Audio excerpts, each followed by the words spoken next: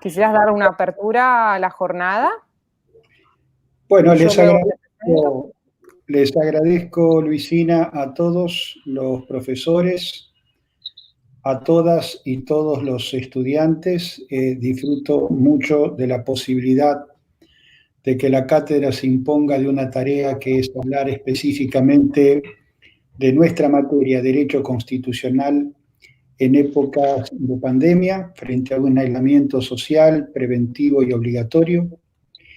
Y precisamente porque nos interesa fundamentalmente el derecho constitucional, los principios republicanos y fundamentalmente el juego democrático, porque empezamos, estudiamos, analizamos, nos concientizamos con Rawls y el contrato social, lo que primitivamente fue un esbozo de esta charla, aparecía una afirmación, la Constitución en cuarentena. Y después de conversar con mis colegas y frente a las distintas concepciones que teníamos, algunas parecidas, otras diferentes, algunas con matices, nos planteamos entre signos de pregunta, decirnos, preguntarnos, ¿la Constitución en cuarentena? Y esto evidentemente no es una situación artificial, sino que dispara el interrogante, la necesidad de reflexionar si efectivamente estamos o no con una Constitución en cuarentena.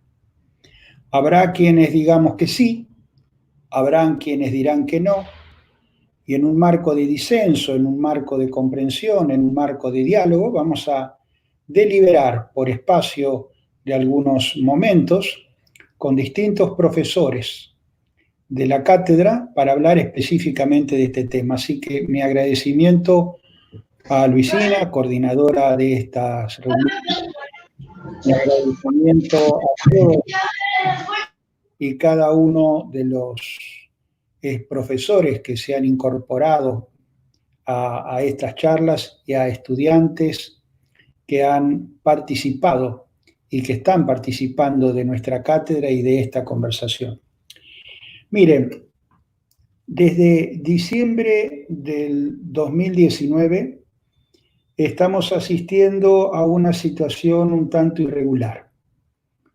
Un gobierno con toda la expectativa que había despertado, en lo que normalmente son los 100 días de los primeros etapas, los primeros días de gobierno, que empiezan a aparecer algunos requebrajamientos, algunas fisuras que hacen enfáticamente al deterioro del sistema democrático. Hay una erosión en los elementos y en la comprensión del Estado democrático. Y nosotros tenemos desde junio a esta parte más de 30 decretos de necesidad y urgencia, con un Parlamento que está paralizado, con un Parlamento que no está a la altura de los acontecimientos, en donde si miramos retrospectivamente hacia diciembre y nos introducimos en esta pandemia que nos atraviesa, vamos a observar que el Poder Ejecutivo sigue legislando a través de decretos de necesidad y urgencia. Y esto realmente es llamativo porque hay aspectos, no tengo duda alguna, que hacen a la excepción y a la emergencia, pero que todo, absolutamente todo el acontecimiento, si se quiere, administrativo de un Estado, descansa en los decretos de necesidad y urgencia del Poder Ejecutivo que se imponen violando en muchos aspectos en el sistema federal, contradice abiertamente un texto constitucional. Vamos a recordarlo, es el artículo 99, inciso 3 de nuestra Constitución vigente. El Poder Ejecutivo no podrá. Me hubiera gustado que hubiera dicho no deberá, pero en definitiva, no podrá en ningún caso, subrayo, en ningún caso, bajo pena de nulidad absoluta e insanable, bajo pena de nulidad absoluta e insanable, emitir disposiciones de carácter legislativo. Y la excepción, o las excepciones, son dos. La primera, circunstancias excepcionales que hicieran imposible seguir los trámites ordinarios previstos por la Constitución para la formación y sanción de leyes. Y esto no está ocurriendo. No está ocurriendo porque el Parlamento está deliberando en sesiones ordinarias. El Parlamento no está en receso. El Parlamento no está en sesiones extraordinarias, el Parlamento no está en sesiones de prórroga, el Parlamento no está en sesiones preparatorias. Señores, están en sesiones ordinarias desde el 1 de marzo, donde el presidente habló precisamente sobre su postulación en cuanto a tareas de gobierno. Es más, la vicepresidente ha ido al Congreso y ha deliberado con los senadores para luego presentar en el ámbito de la Corte Suprema de Justicia una acción meramente declarativa para que la Corte Suprema de Justicia determine, defina y en cierta manera establezca si cabe sesionar remotamente. ¿Y qué ha dicho más que nada Rosati, ministro de la Corte, en su voto de colaboración?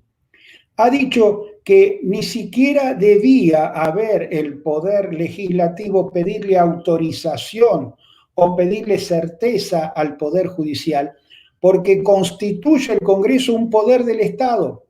Son actos discrecionales del Congreso de la Nación. Y lo que es más, Rosati nos dice a todos, y especialmente a la presidenta del Senado, usted puede deliberar, usted puede sesionar, modificando el reglamento o interpretando el reglamento, es decir, ni siquiera le exige la necesidad de reformar el reglamento. El reglamento, dicho también, y esto es importante, es un acto político no justiciable, es un acto discrecional del Parlamento.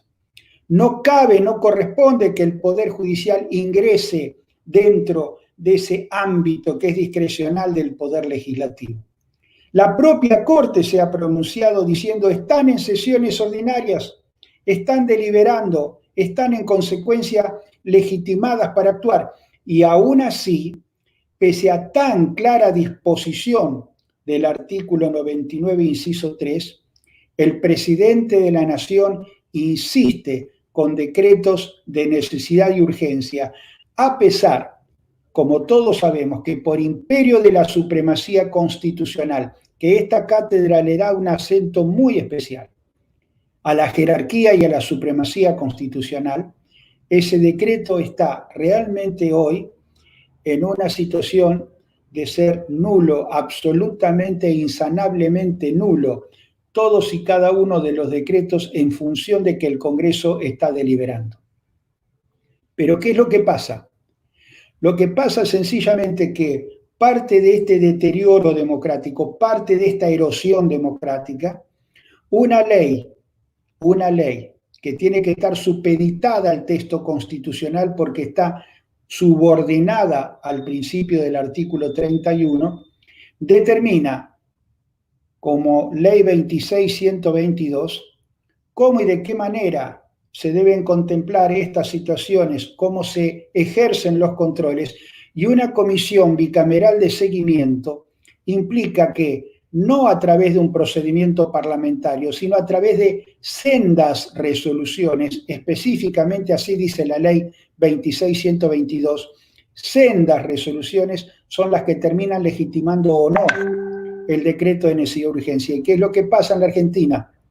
El oficialismo, con la holgura y la mayoría que tiene en el Senado, no hay manera, no existe ninguna posibilidad que puedan rechazar un DNU, sencillamente porque el Senado le garantiza a Fernández de que cualquier DNU, por más arbitrario, por más lesivo, por más irrazonable que sea, va a tener siempre el sustento del oficialismo y del Senado, y en consecuencia los decretos de necesidad y urgencia van a seguir indexando la materia legislativa.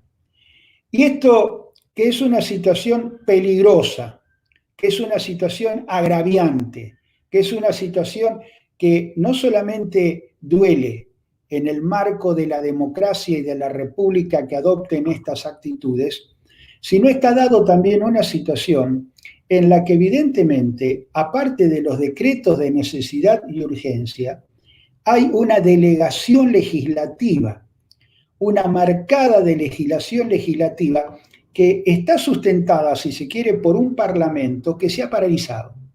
La Cámara de Diputados está prácticamente en pausa. Ha implicado, se ha organizado mediáticamente, hubo un debate acerca si debían ser presenciales o no, se optó por hacer sesión remotas, no han sacado siquiera una ley en 7 meses. No han sacado una ley en 7 meses. Han ratificado a mano alzada, sin debate alguno, en el Senado, más de 22 decretos de necesidad y urgencia en una jornada. Y la delegación legislativa no es solamente delegación legislativa en el sentido de que delego, sino que a veces también se plantea por la omisión de delegar y no decir, porque ustedes recordarán probablemente en el artículo 76 de nuestra Constitución que se hace referencia a delegación legislativa. Y la delegación legislativa está prohibida. Está prohibida. No puede el poder legislativo delegar las competencias y atribuciones que tiene por el artículo 75 al poder ejecutivo. ¿Y qué hace el poder legislativo? Delega. Todo el tiempo delega, pero no solamente, insisto, delega expresamente, sino que delega por omisión, porque no controla. Y en las situaciones de emergencia, en el ámbito republicano y democrático, es cuanto más debemos controlar, porque tenemos el poder, la facultad y la competencia de lo que llama el control constitucional y el control convencional.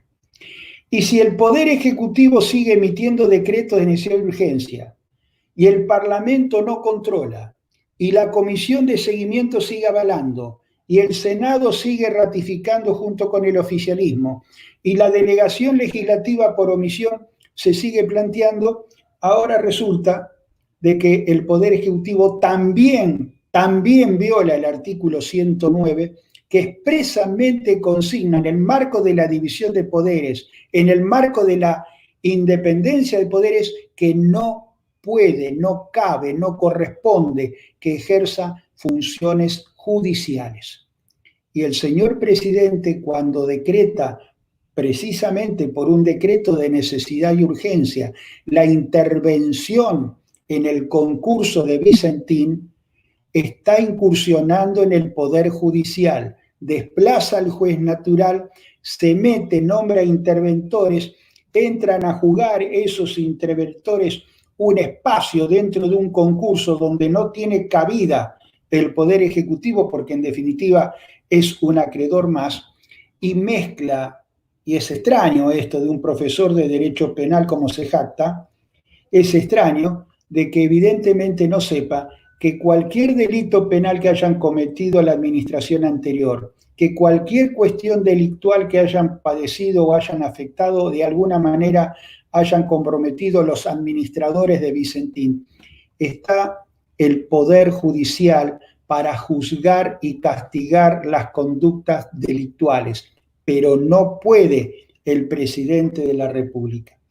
De tal forma que yo veo con preocupación, y por eso digo, y ahora afirmo, frente a esta pregunta, ¿la Constitución está en cuarentena? Yo digo sí, está en cuarentena, es gravoso, es grave, y realmente es una situación que hay que salir a denunciar. No porque es la denuncia por la denuncia, es precisamente para preservar el sistema democrático y fundamentalmente la República. No me gusta. No me he callado nunca, no me voy a callar ahora. No me gusta lo que están haciendo. Violan el artículo 99, inciso 3, violan el principio de división de poderes y la independencia de poderes. Es lesivo y es violatorio del artículo 76 la delegación legislativa, porque evidentemente, como define en materia determinada por simple mayoría, entran a jugar todos esos aspectos. Es violatorio del artículo 109 de la Constitución cuando irrumpe dentro de un ámbito de un juez natural y plantea esa situación, y afortunadamente es una situación que nosotros tenemos que señalar. ¿Por qué? Porque en el decreto de necesidad y urgencia que se ha planteado recientemente, hace aproximadamente 15 días, el presidente ha estado planteando nada menos que las facultades extraordinarias al jefe de gabinete.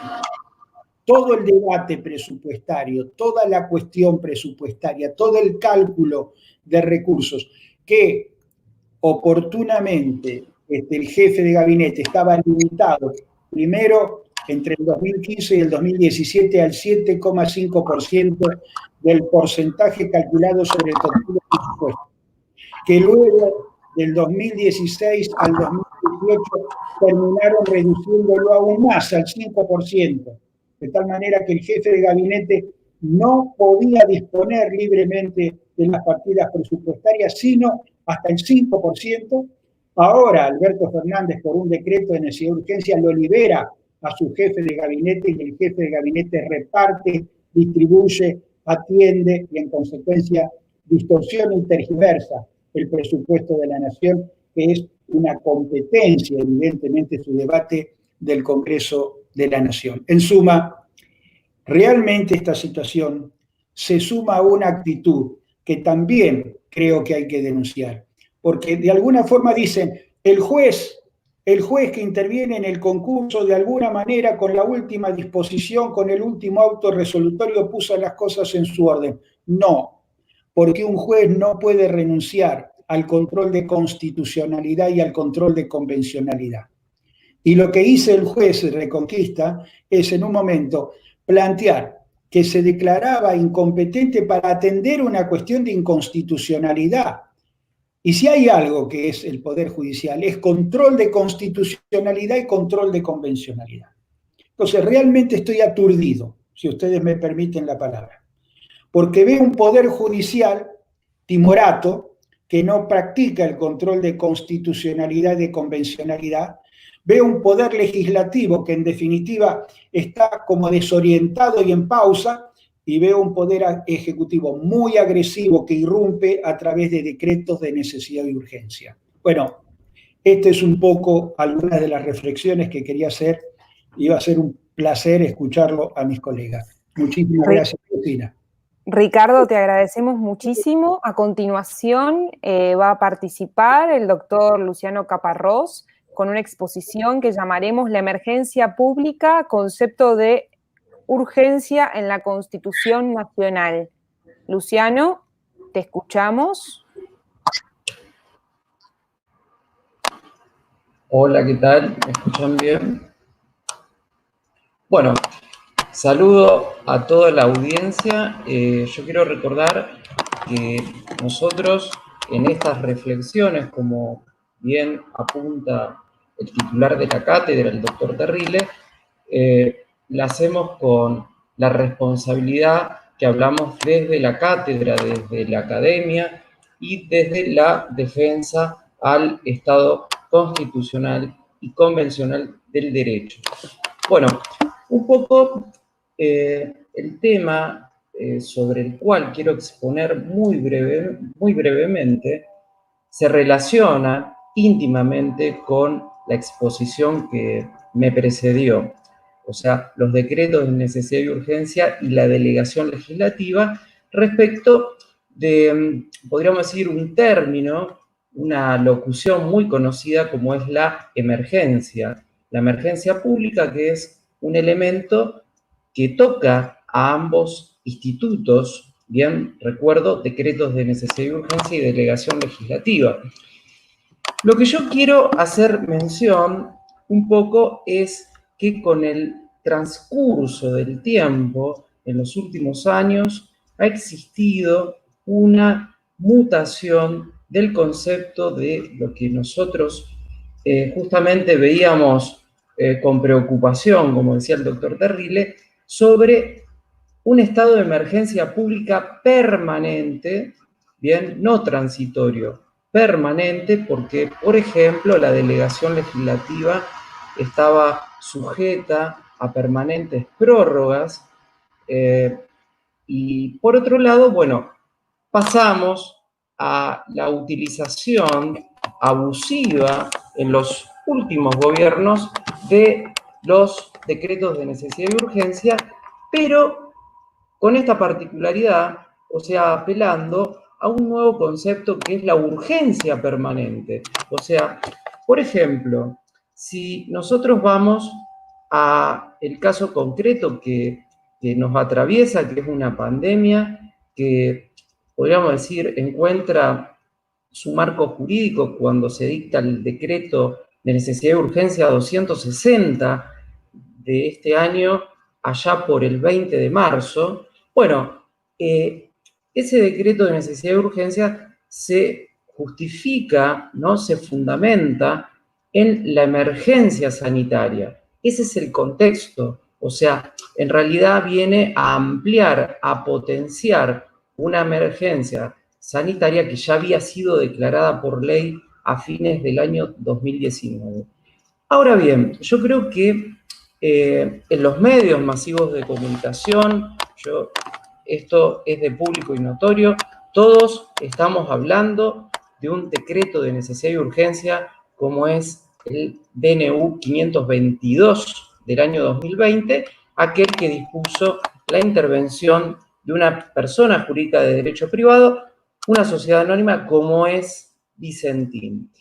El contexto de esta decisión, obviamente que es distinto porque no estamos hablando de la emergencia sanitaria, estamos hablando justamente de cuestiones que nuevamente apelan a la urgencia. Como bien describió realmente desde el punto de vista técnico el doctor Terrile, cuando hablaba de las excepciones que habilitan al dictado los decretos de necesidad y urgencia y procedió a realizar cita de lo que son las circunstancias excepcionales, y ahí viene este aditamiento de la urgencia. La urgencia en tomar la decisión por parte del presidente de la Nación. Entonces, insisto, es importante que nosotros focalicemos el análisis de nuestro estudio en esta cuestión y acá cambia el eje un poco, por eso, podríamos decir, de nuestra crítica. O sea, yo creo que los primeros decretos de necesidad y urgencia tuvieron un contexto realmente justificado. Ahora, creo que si nosotros tenemos que analizar el contexto de la decisión de este último decreto de necesidad y urgencia, entonces aquí la cuestión se complica bastante desde el punto de vista hermenéutico, desde el punto de vista interpretativo. Y insisto, nosotros tenemos la responsabilidad de hablar desde la academia, desde la cátedra y desde la defensa del Estado de Derecho. Y bueno, yo realmente entiendo que hay inconsistencias en la fundamentación de este decreto. Entiendo que el problema, podríamos decir, del control parlamentario de este decreto o de los decretos, en una consideración general de los decretos de necesidad y urgencia, es algo ya que viene desde hace muchos años, desde el propio dictado y sanción de la ley 26.122.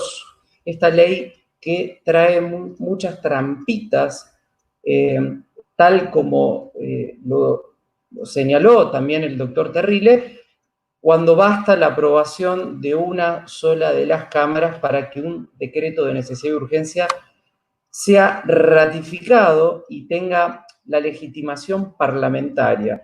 Entonces acá nosotros observamos no ahora el control parlamentario, que sabemos justamente que es un control muy tímido, sino que esperamos una respuesta por parte del último bastión, como ha dicho la jurisprudencia de la Corte Suprema de Justicia de la Nación, de la defensa de nuestros derechos y libertades, como es el Poder Judicial. Entonces, en este caso particular, caso Vicentín, el juez, al declararse incompetente para ejercer el control de constitucionalidad y convencionalidad de ese decreto, yo creo que ahí entramos en esa, podríamos decir, preocupación, yo creo que hizo referencia al titular de la cátedra, porque, ojo, los jueces tienen el deber de ejercer el control de constitucionalidad, no es una opción, no es algo discrecional,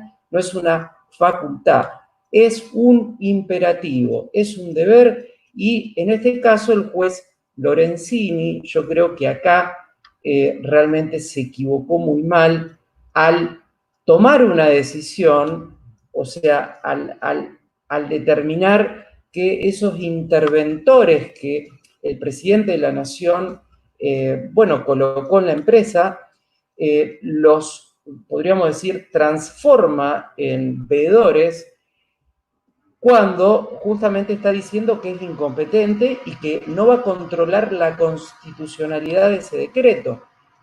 Entonces, para apelar al poder de síntesis, este decreto yo creo que tiene un contexto que, en opinión personal, y yo creo que, insisto, apelando a esta responsabilidad que tenemos como docentes de formar a los alumnos con un riguroso respeto al Estado de Derecho, yo creo que esta urgencia que busca una justificación en una hipotética soberanía alimentaria o en la necesidad de preservar fuentes de trabajo y demás, yo creo que, bueno, aquí entramos justamente en las tinieblas porque no estamos en ese contexto como sí pasaba con los otros DNU que se dictaron y que realmente tenían una justificación que era un marco de emergencia sanitaria, más de 20 DNU que ratificó ya el Congreso. Entonces, para ir cerrando, lo que yo quería simplemente aportar, lo que yo quería significar en esta jornada, que estoy muy contento de participar, es que justamente nosotros tenemos que tener una mirada muy crítica respecto de estas cuestiones como son el uso abusivo de los decretos de necesidad y urgencia, porque acá justamente está lo que el convencional constituyente del año 94 no quería, ¿bien? El convencional constituyente, cuando lo jerarquiza y le da rango constitucional a los DNU, era para atenuar, para, podríamos decir, disminuir esa concentración de poder que tenía el presidente de la Nación, que nosotros calificábamos como hiperpresidencialismo. Entonces, por este camino yo creo que seguimos erosionando, podríamos decir, la calidad institucional que tiene, obviamente, esa república que nosotros anhelamos tener, ¿no? Una república en serio, donde exista división de funciones del poder y donde exista entonces jueces que no se, podríamos decir, desentiendan de su rol y de su específica función y zona de reserva de poder como tienen, que es el control de constitucionalidad. Entonces, de esta manera, entonces, simplemente exponer, estamos frente a esta nueva situación, la invocación de excepciones que apelan a la urgencia de una decisión que no existe. O sea, yo creo que no existe una urgencia para saltearnos a un parlamento que está sesionando, o sea, lo está haciendo de forma remota, está en las sesiones ordinarias, y esto lamentablemente trastoca la división de funciones del poder. Entonces, un poco esa es mi opinión. Así que bueno, Luisina, si vos querés seguir con los siguientes disertantes, más que nada quería señalar esta cuestión.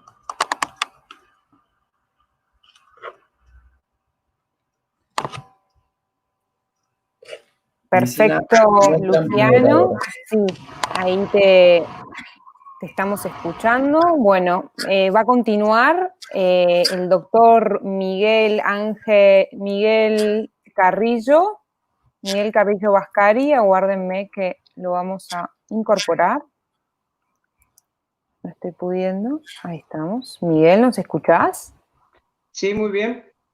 Bien, perfecto, Miguel. Bueno, en esta oportunidad, el doctor Miguel Carrillo Vascari nos va a hablar sobre la cuarentena y los derechos de privacidad e intimidad. Muchas gracias, Miguel. Bueno, muy bien. Buenas tardes, buenas noches. He preparado algunos apuntes para tratar de ordenar este tema. Estamos ante una situación dramática e inconcebible desde el punto de vista de nuestra experiencia histórica, que es fruto de la globalización. Atraviesa a nuestra sociedad en todos los estamentos y sin distinción de edades, situación social, económica, y vivenciamos el presente con toda su complejidad. Desde las teorías conspirativas que dicen que el virus no existe, hasta aquellas que hablan de una apocalipsis inminente, nos está indicando que nos falta perspectiva histórica para poder situarnos en este momento concreto de nuestra existencia. La pandemia ha establecido una situación de transitoriedad aparente que cada vez se está instalando más, destruyendo redes sociales, afectando a las familias, haciendo que el trabajo prácticamente se escurra por las manos del hombre. Y recordemos que el trabajo es esencial a la naturaleza humana. Es obvio que el gobierno no puede establecer un término para la profilaxis de esta pandemia, pero nos causa una verdadera impotencia ver cómo se está manejando la cuestión. Es así que correspondería preguntarnos si el artículo 1 de la Constitución, que consagra la forma representativa y democrática de gobierno de nuestro país, se está vivenciando o está siendo una entelequia. ¿Estamos viviendo una verdadera democracia representativa, me pregunto? Y casi que no. Los expositores anteriores han hecho algunas puntualizaciones al respecto. Yo dudo que los derechos humanos, que son propios del Estado de Derecho, encuentren una salida a esta crisis de contornos aún no definidos. Y al respecto me remito al artículo 22, tercer párrafo de la Convención Americana. Leo: el ejercicio de los derechos no puede ser restringido sino en virtud de una ley. Cuando se habla de ley aquí, es ley material, ya lo ha explicitado la Corte Suprema. Y sigue diciendo: en la medida indispensable en una sociedad democrática para prevenir infracciones penales o proteger la seguridad nacional, la seguridad, el orden público, la moral, la salud pública, subrayo, los derechos y libertades de los demás. Este artículo debe leerse en onda con el artículo 27, que dice que en caso de guerra, peligro público u otra emergencia que maneje la independencia o seguridad del Estado, este podrá adoptar disposiciones en la medida y por el tiempo estrictamente limitado a la exigencia de la situación. Y sigue el artículo al respecto, lo remito a que ustedes lo vean. La disposición precedente, dice el último párrafo, no autoriza la suspensión de los derechos determinados en los artículos siguientes. Y ahí viene una serie de derechos que son intangibles, aún en situación de emergencia. Yo creo que este gobierno y algunos otros gobiernos del mundo no lo han leído adecuadamente. Porque, reitero, no autoriza la suspensión de los derechos en los siguientes artículos. El artículo 32 también viene en nuestro auxilio. Toda persona, dice, tiene deberes para con la familia, la comunidad y la humanidad. Los derechos de cada persona están limitados por los derechos de los demás, por la seguridad jurídica, la seguridad de todos y la justa exigencia del bien común en una sociedad democrática. Una entelequia que nos lleva a decir que el artículo 14 de la Constitución está evidentemente afectado desde un sinnúmero de ángulos. Empecemos con la libertad de trabajo, industria y comercio, que está acompañando a la disolución del factor de producción que implica el comercio y además el mundo de los servicios. Ni hablar del derecho de tránsito y circulación, tanto ya sea en la dimensión internacional como interna. Estamos viendo situaciones dolorosísimas de argentinos varados al otro lado del mundo que literalmente no tienen para comer y que encima los gastos los medios de pago que pueden utilizar por vía electrónica siguen recibiendo un castigo del 30% para llegar a las arcas del Estado. Se están conformando verdaderos guetos dentro de lo que es nuestro país, donde cualquier jefe de comuna, cualquier intendente, estipula una suerte de vallado que impide toda movilidad sobre pretexto de la salud pública. La libertad de cultos también se ve obviamente afectado. Fíjense qué paradoja que se ha autorizado a habilitar los casinos, los shoppings y las iglesias no, en una situación donde, aunque sea desde el punto de vista humano, la angustia lleva a mirar hacia la trascendencia. El derecho de enseñar y aprender está congelado desde el 19 de marzo. Yo creo que todos ustedes, chicos que me están escuchando, lo tienen sumamente presente eso.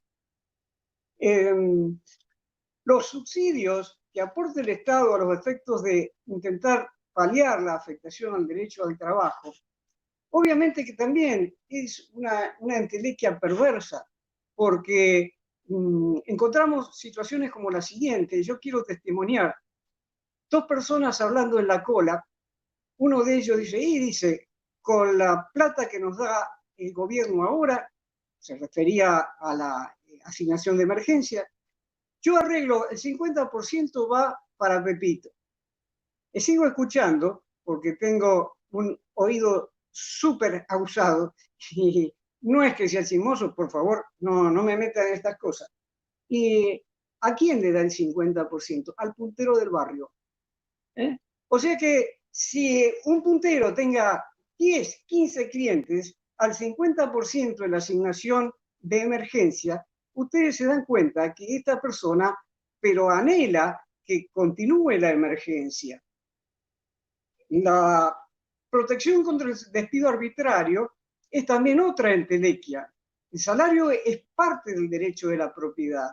Y encontramos con que la debacle económica y demás relaciones que establecen la posibilidad de ganarse el pan de cada día, nos está diciendo que es verdaderamente papel mojado, porque las empresas van a desaparecer, por más que se establezca un castigo de doble indemnización ante el despido. Y si hablamos de la seguridad social, encontramos paradojas como esto. El personal de salud recibe, en el mejor de los casos, un adicional de 5.000 pesos mensuales. Y, digamos, los planeros, por así decir, reciben 10.000 pesos mensuales. En cuanto al principio de igualdad y de no discriminación, estamos viendo situaciones dramáticas como la que afecta al personal de salud pública, que es discriminado, se lo pretende echar de un determinado consorcio, se los mira feo, la gente se desaparta en la calle. Y digamos que lo mismo vale para los transportistas, los camioneros, que son los que siguen habituallando a un país en emergencia. Se dice que la igualdad de impuestos y cargas públicas es la base, pero materialmente no existe, porque no hay disminución de impuestos para quienes no pueden llegar a trabajar. De tal manera que un negocio cerrado no solamente tiene que tributar como si estuviera trabajando, sino que además se ve castigado, por otro lado, con tarifas de servicios públicos estimadas porque los entes no han mandado su personal a la calle para verificar los consumos reales. Esta pandemia, o mejor dicho, esta situación de emergencia que impone el Estado, hasta nos niega nuestra propia identidad. El uso de barbijo, por supuesto que es necesario. Por supuesto que por conciencia y por buena educación tenemos que utilizarlo, pero en cierta forma nos está negando nuestro derecho de imagen y nuestra propia identidad, reitero. En cuanto a la intromisión de las vidas privadas, obvio que también tenemos un grave peligro acá, porque a través de los medios electrónicos, la mirada de X persona se dirige justamente a nuestro propio entorno, como ustedes están viendo allí la biblioteca que tengo atrás. El derecho a la salud también está afectado, en tanto y en cuanto que no se da una protección integral por falta de insumos al personal de salud. Las denuncias que hay a lo largo y ancho de todo el país indican que las condiciones de trabajo en muchos de estos puestos críticos de trinchera, podemos decir así, no tiene el correlato de una apoyatura de los elementos de seguridad. Y por suerte, o mejor dicho, gracias a Dios, Argentina no está en la dramática situación que se vio envuelto Italia y España, donde tuvieron que implantar el triaje de guerra, separando a los enfermos entre los que están desahuciados por sus connotaciones, aquellos que tienen posibilidad de recuperarse o aquellos que están más o menos, que los podemos dejar en áreas de reducción y sin necesidad de internación. En cuanto al derecho o la libertad de seguridad personal, veamos, la liberación indiscriminada de violadores, asesinos, secuestradores, es post populi, y ya en muchos casos se ha dado un reingreso a las áreas de detención de aquellas personas que habían sido liberadas hace 15 días. No hablemos tampoco de las violencias de género y de la violencia intrafamiliar que está generando esta situación. Últimos 2 minutos, Miguel. Y de la convivencia familiar también, porque las restricciones no atienden a dramáticas situaciones en que estamos. Se nos está violando el derecho a la jurisdicción, específicamente en materia de familia, y en cuanto a la libertad de pensamientos, porque más allá de que hay un monotema en todos los medios de difusión televisivos, asistimos a un zarandeo de nuestra apreciación de la realidad a partir de la información que circula en las redes, donde las fake news son cosas de todos los días. Ante esta situación dramática que hemos puntualizado a lo largo de esta breve exposición, yo tengo una sensación de orfandad ante un Estado que no sabe ni puede explicarnos esta situación. No tengo una solución. Evidentemente que pasa siempre por promover el bien general y no la situación personal. Pero en el medio, ¿cuántos dramas, cuántas vidas comprometidas, cuántas injusticias estamos protagonizando? Nada más. Muchísimas gracias, Miguel.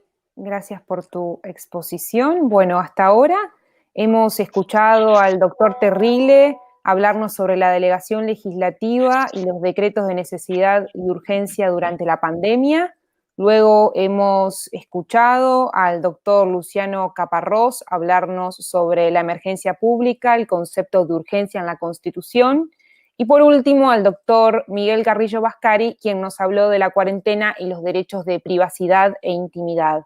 A continuación, vamos a escuchar a la doctora Viviana de Sousa Bento, quien nos hablará de la interpretación de integración de la nueva interpretación de integración de la Constitución Nacional desde el constitucionalismo pandémico. Viviana, ¿nos escuchás? Sí, ¿ustedes me escuchan a mí? ¿Se escucha? ¿Hola? Se escucha perfecto. ¿Me están escuchando? Se escucha muy bien, Viviana. Adelante. Bueno, qué suerte porque tengo siempre un tema con esta plataforma. Bien.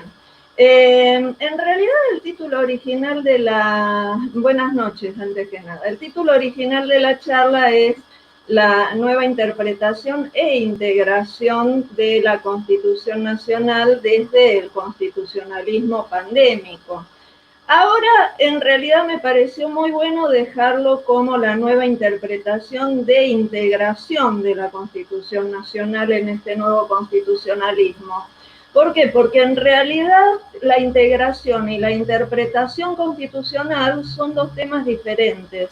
Cuando yo hablo de interpretación constitucional, me estoy refiriendo a retroceder al momento de creación de la norma, desentrañar su sentido o bien, digamos, buscar su sentido actual, el sentido actual de la norma en este momento. Estamos totalmente desterrada la interpretación literal conforme el método gramatical, pero no así la histórica. No obstante, no puedo ignorar el momento vivido.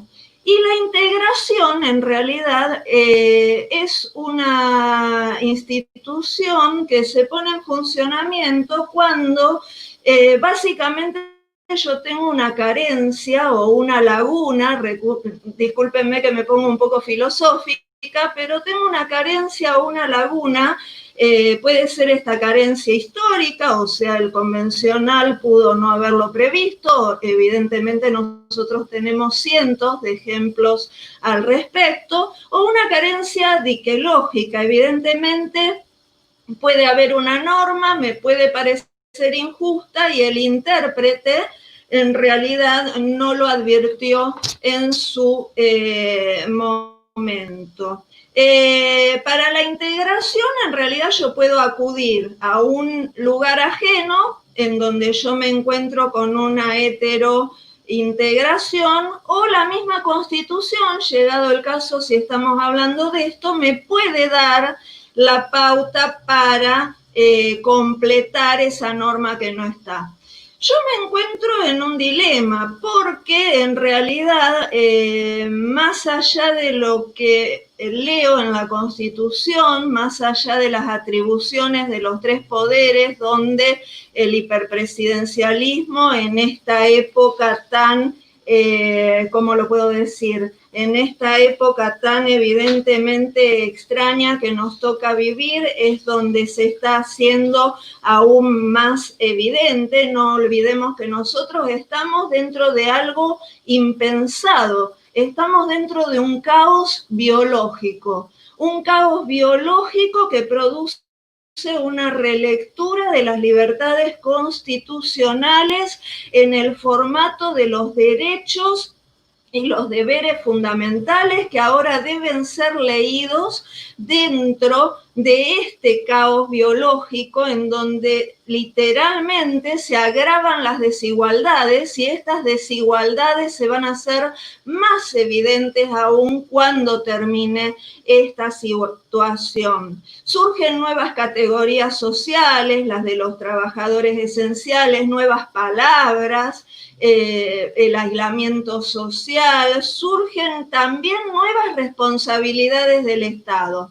Ahora yo me planteo, en realidad, si considero cómo puedo interpretar la integración de la Constitución, porque me gustó cómo quedó el título en realidad, porque ya no son dos cosas diferentes que logran de alguna forma aunarse, sino que verdaderamente tengo que hacer una interpretación de integración de esta Constitución que en realidad está está viviente de alguna forma dentro de esta época de neoconstitucionalismo, donde en realidad la operatividad de los contenidos convencionales, como dice el doctor Terrile, desplazó la clásica interpretación de la Constitución. Ahora yo tengo un problema que es ¿qué norma yo puedo encontrar en la Constitución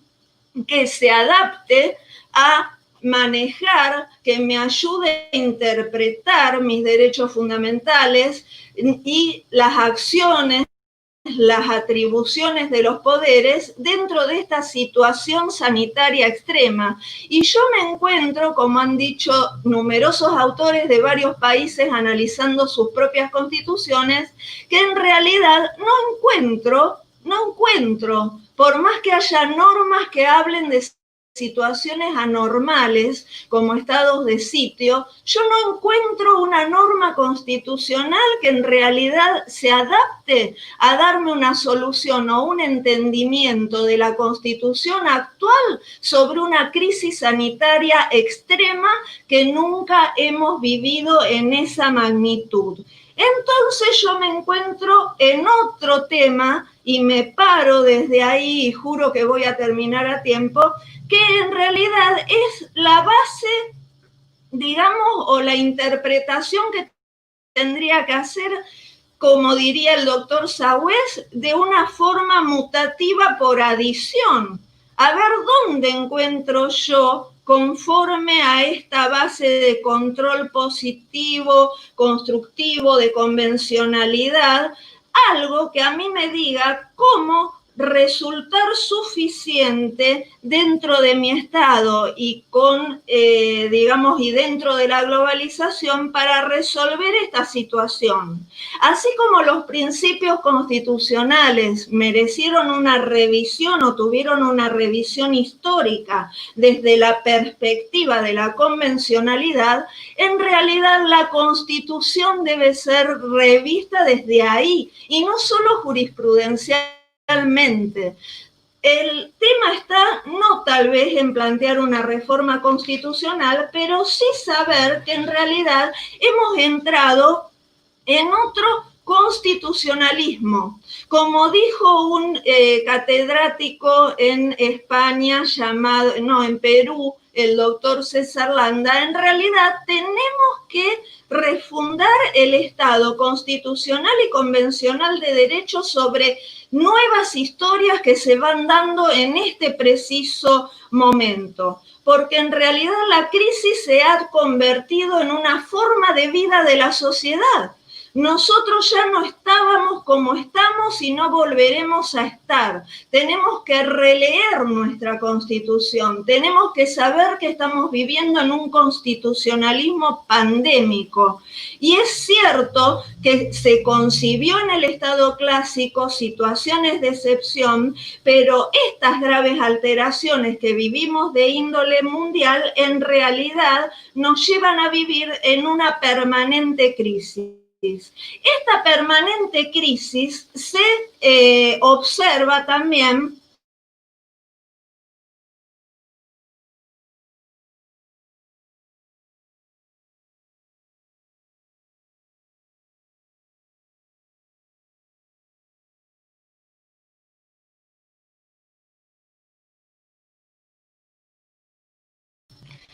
¿Ahora se me escucha? Sí, Viviana, bueno, opto se porque... tildó un poco, pero si podés retomar 3 minutitos antes, ¿puede Bien, ser? muchas gracias, Luisina, muy amable. Bueno, entonces lo que yo les decía es que tenemos que hablar de un tema puntual, a mí me parece. Hay algo muy interesante. Debemos partir en el tema de la integración que los tratados dan una base de protección. Los estados pueden ir más allá. Si la norma estadual es más poderosa en cuanto a la protección de un derecho, a ella debemos venir. Pero a mí me interesa mucho hablar de algo en especial, que es la autonomía privada, que en este momento se la ve con demasiados límites. Yo tengo dos palabras que juegan acá, que son la libertad y la responsabilidad. Son la contracara de la misma moneda. Y en realidad, para analizar esta autonomía, nosotros también nos encontramos con una situación de carencia histórica por novedad fáctica, como han dicho varios autores, entre ellos el doctor Ciuro Caldani. Nosotros nos encontramos con una novedad fáctica, antes no la habíamos tenido. ¿Y cómo se va a reafirmar la justicia? Lo vemos en el tema Vicentín, desde el aislamiento, desde la utilidad. ¿Quién es el repartidor ahí? ¿Quién se queda con qué? ¿Por qué la gente salió a la calle? Todos tuvieron diferentes motivaciones. Conforme este peronismo humanitario, intervencionista, tan duro, tan rígido, que gobierna por decretos de necesidad y urgencia, pero a la vez que nunca restringió abiertamente libertades individuales, pero ahora las está restringiendo. Conclusión, la autonomía personal vive en la Constitución material, y en estas épocas yo la vivo como que me está faltando esa autonomía personal. Ahora, como para cerrar, me meto un poco con el derecho civil, que en realidad está atravesado desde la publicidad con los tratados internacionales que se mencionan ya de hecho en sus primeros artículos, y en realidad digo que la persona humana es inviolable, dice el artículo 51, y en cualquier circunstancia tiene derecho al reconocimiento y respeto de su dignidad. Inviolable constitucional y convencionalmente, cuidado, ¿no? Cuidado con la dignidad de la persona. La Constitución, los tratados internacionales la protegen de una forma más general, el Código Civil de una forma más particular. Ahora, la persona puede someterse o puede vivenciar la renuncia de sus propios derechos. Para mí, en realidad, no se puede disponer de forma radical y absoluta de sus derechos por parte de las personas, pero tampoco de parte de los estados, pues los derechos en realidad nos debemos preguntar si son renunciables o no. Y en este tema de la interpretación constitucional que me lleva a ver cómo la integro a la vez, y por eso no corregí el título que originalmente envié, en realidad lo que me planteo es, cuando termine la peste, ¿en dónde van a estar los derechos fundamentales? Muchas gracias. Muchas gracias, Viviana, por tu presentación. Le vamos a dar la bienvenida al doctor Benito Afalo, quien nos hablará sobre el principio de proporcionalidad aplicado a los conflictos entre derechos fundamentales. Bienvenido, Benito. Muchas gracias, Luisina. Gracias a toda la cátedra y buenas noches a los que nos están viendo por este método virtual. Yo voy a tocar el tema de conflictos entre derechos fundamentales, es decir, planteémonos hoy, mientras me van escuchando, el conflicto, por ejemplo, que se puede presentar entre nuestra libertad ambulatoria y la salud pública. ¿Qué priorizamos, cómo nos manejamos y dotarlos de herramientas aceptadas primero por la doctrina y ahora por la Corte, que le permitan a ustedes recurrir a técnicas modernas cuando tenemos conflictos entre derechos o principios fundamentales, que es bastante frecuente. Son los conflictos complicados, que no basta una ley para solucionarlos o no los hay.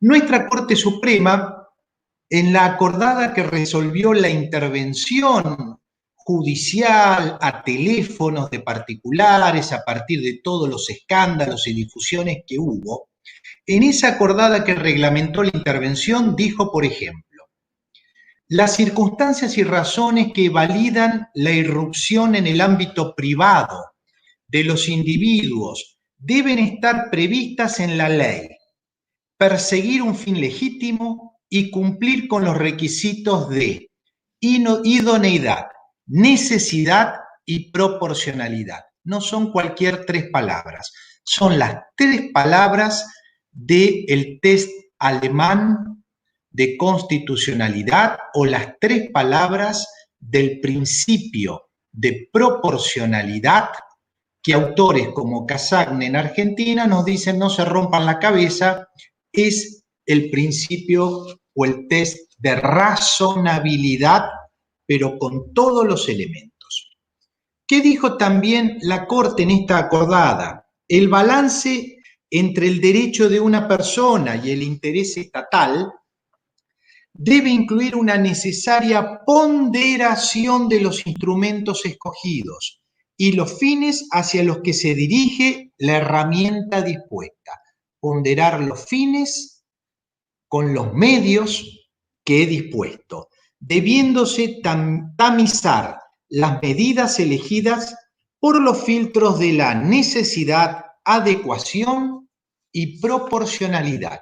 Aquí ya la Corte vuelve sobre esto y también nos habla de la ponderación de Alexis. Ya vemos el test de proporcionalidad o el test alemán y la ponderación que ha desarrollado Robert Alexis. Ideas modernas que empiezan a caer ya en nuestros fallos.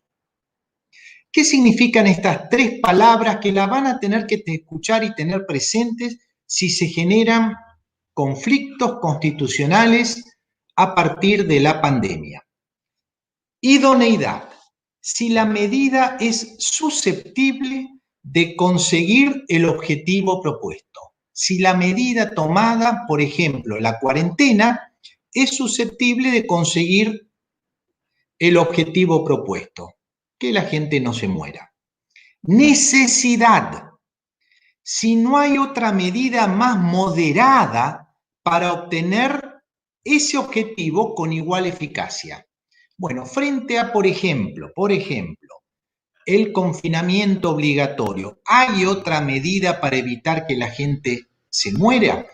Tanto la idoneidad como la necesidad hace aspectos fácticos. De hecho, no le ponemos otro derecho enfrente, le ponemos la realidad. ¿Es necesaria esta medida? ¿Consigue el objetivo? Y lo respondemos desde la lógica. La tercera palabra clave en este test de proporcionalidad es la proporcionalidad propiamente dicha. Que acá lo que nos vamos a preguntar es si la misma es ponderada o equilibrada, si la medida tomada es ponderada o equilibrada, por derivarse de ella más beneficios o ventajas para el interés general que perjuicios sobre otros bienes o valores en conflictos. Si esta medida, las ventajas que pueda producir, nos permiten soslayar los perjuicios que también está produciendo a otros. Y acá sí estamos, no en un aspecto fáctico, sino en posibilidades o aspectos jurídicos. El tercer subprincipio del test de proporcionalidad, la proporcionalidad propiamente dicha, es donde se aplica la ponderación que hablaré en unos minutos. Entonces acá vamos a hablar de la colisión entre derechos fundamentales. Por ahí ya han leído en alguna altura del programa el caso Ponseti de Balbín, por ejemplo, que discutíamos entre el derecho a la privacidad de Balbín o sus familiares frente a Balbín muriéndose en La Plata y el derecho a la información o la libertad de prensa de la editorial Atlántida, revista Gente, para publicar esa foto. Bueno, tenemos dos derechos fundamentales en conflicto. La libertad de prensa, el derecho a la intimidad o la privacidad. ¿Cómo nos manejamos con eso? Vamos a decir ahora algunas generalidades que quizás ya las han escuchado en clase. Alexis nos dice que no hay una lista de principios o de derechos fundamentales, estos son y nada más que estos. Cada profesor de Derecho Constitucional tiene sus propios principios, donde quizás todos para cumplir ponemos la dignidad, la libertad, la propiedad privada, y ya después nos empezamos a confundir y cada uno agrega otros. Tampoco hay un orden de prioridades. Quizás, si queremos evitar un conflicto, queremos ser modernos, diremos, como obligaron a la Constitución alemana después de las barbaridades de la guerra, poner en su artículo primero la dignidad de la persona. Y usted dice la dignidad y dice algo tan amplio, es moderno, suena a Europa que está reencontrándose con las constituciones y entonces por ahí puede poner la dignidad, pero no hay una lista, no hay una graduación respecto a órdenes o prioridades entre los principios. Zagrebelsky, un italiano que hasta tiene libros bien interesantes, nos dice que los principios no se estructuran según una jerarquía de valores, porque la sociedad es pluralista. Si quisiéramos hacer una jerarquía de derechos fundamentales o de principios, yo quizás católico, apostólico, romano, no muy practicante, tendría algunos. Otros profesores de la cátedra tendrían otra estructura de jerarquía de principios, pero quizás un árabe, un judío o un agnóstico tendrían otros. Con lo cual, para Zagrebelsky, autor moderno también, no sería apropiado y no existe una estructura que jerarquice cada uno. Cuando tenemos dos leyes que se enfrentan, la solución es bastante sencilla. Una vence y la otra cede y es declarada inválida. Supónganse una ley provincial que diga una jornada de trabajo de determinado tiempo, una ley nacional que fije otra jornada de trabajo, como pasó. Bueno, hay que tomar una decisión y la jurisprudencia se inclinó por un lado y esa fue la jornada de trabajo. La otra ley cedió, no fue más válida. Pero cuando tratamos de derechos fundamentales, no podemos aplicar este criterio. Hoy tenemos la salud pública, y la libertad ambulatoria o el derecho de reunión restringido. Supónganse que nos inclinemos, ya que no hay vacuna, ya que no hay remedio, a la solución fáctica más plausible, todo el mundo en su casa. ¿Significa que quedó derogada, que cesó el derecho de reunión o la libertad ambulatoria? No. Cuando tenemos una colisión entre derechos fundamentales, vamos a priorizar a uno sobre el otro, con algunos criterios que les diré ahora, pero esa priorización va a ser para este caso. Cuando dos leyes se enfrentan, una triunfa, la otra cede y esta es inválida, no se aplica más. No coexisten dos leyes enfrentadas. Pero dos derechos fundamentales en conflicto van a seguir coexistiendo. Ninguno va a derogar o suprimir al otro. Entonces, cuando hay colisión de derechos fundamentales, prevalecerá uno u otro en función de las circunstancias del caso. En cada caso se realizará una ponderación de los derechos en juego para determinar cuál de ellos, según las circunstancias del caso, prevalece en ese caso concreto y cuál debe ceder. ¿Sí? ¿Se estaba cortando? ¿Y cuál debe ceder? Recuerden que nuestra Corte Suprema ha dicho que no hay derechos absolutos. Todos los derechos, a su vez, son susceptibles de reglamentación. Artículo 28, principio de razonabilidad.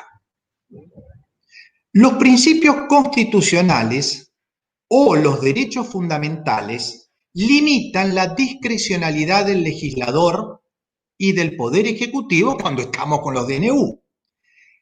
Esta limitación de los derechos fundamentales al obrar fundamental del Congreso, para que no dicten leyes inconstitucionales, lo que logra es rematerializar la Constitución por medio de los principios. Cuando se prioriza en un caso un principio sobre otro, este no queda inválido, como pasa con las leyes, como les he dicho. Se prioriza el principio que tiene un peso mayor en el caso concreto. Bueno, pero ¿cuál priorizamos? Porque en el fondo acá lo que no se quiere hacer con este test alemán es caer en el decisionismo de los jueces. Que los jueces se inclinen por algún derecho fundamental porque le piace. Último minuto, Benito. Bárbaro. Ley de ponderación. Cuanto más alto sea el grado de incumplimiento o menoscabo de un principio, tanto mayor debe ser la importancia del cumplimiento del otro. Esto lo dice Alexi. Vamos a hacer 3 pasos. Los leo y termino enseguida. 1. Definir el grado de afectación de un principio. Mi libertad, por quedarme ahora en casa o en esta realidad, está afectada leve, media o grave. Capaz que media leve, estamos todos en la calle. Segundo, definir la importancia de satisfacer el principio que juega en sentido contrario. La salud pública. ¿Cuánto importa frente a mi libertad ambulatoria levemente afectada hoy? Tercero, definir si la importancia de satisfacer el principio contrario justifica la restricción o no satisfacción del otro. Satisfacer la salud pública justifica restringir un poquito, como estamos hoy, nuestra libertad. Yo creo que sí. Entonces, yendo a estos 3 pasos para ver la ponderación dentro del principio de proporcionalidad, los va a ayudar. Los remito, hay mucho sobre esto, a un libro que está en PDF en internet. El principio de proporcionalidad de Alexi, cuyo editor es Miguel Carbonell. Y ahí se leen una nota propiamente de Alexi que los va a ayudar. El principio de proporcionalidad de Alexi, editado por Carbonell. Muchas gracias. Muchísimas gracias, Benito. Vamos a invitar al doctor Hernández, quien nos aportará su visión sobre el debate sobre la constitucionalidad de la intervención y expropiación de Vicentín. Hugo, ¿nos escuchás?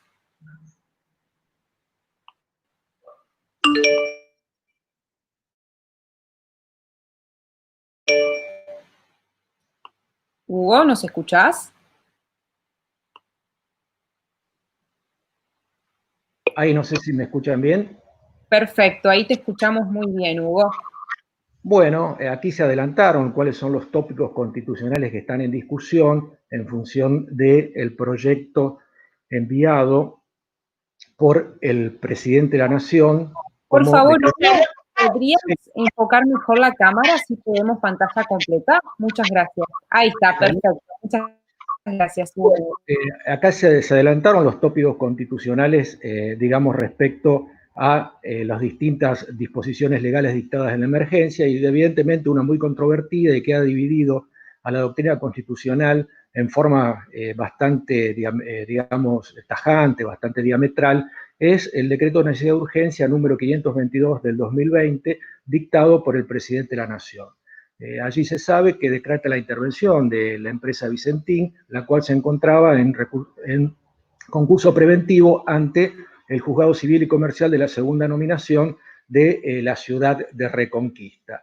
Bueno, en ese marco, esta empresa se encontraba denunciando en su concurso preventivo la existencia de 2.638 acreedores, 1.900 de ellos referidos a proveedores de granos, acreedores de, digamos, por 25.000 millones de pesos, otros sujetos también domiciliados en la provincia de Santa Fe, muchos de ellos, 500 acreedores denunciados son proveedores de bienes y servicios por un valor superior a 2.000 millones de pesos y también empresas domiciliadas en la provincia. Una deuda financiera de 64.000 millones de pesos, por otro lado, una deuda de 1.500 millones de pesos al fisco.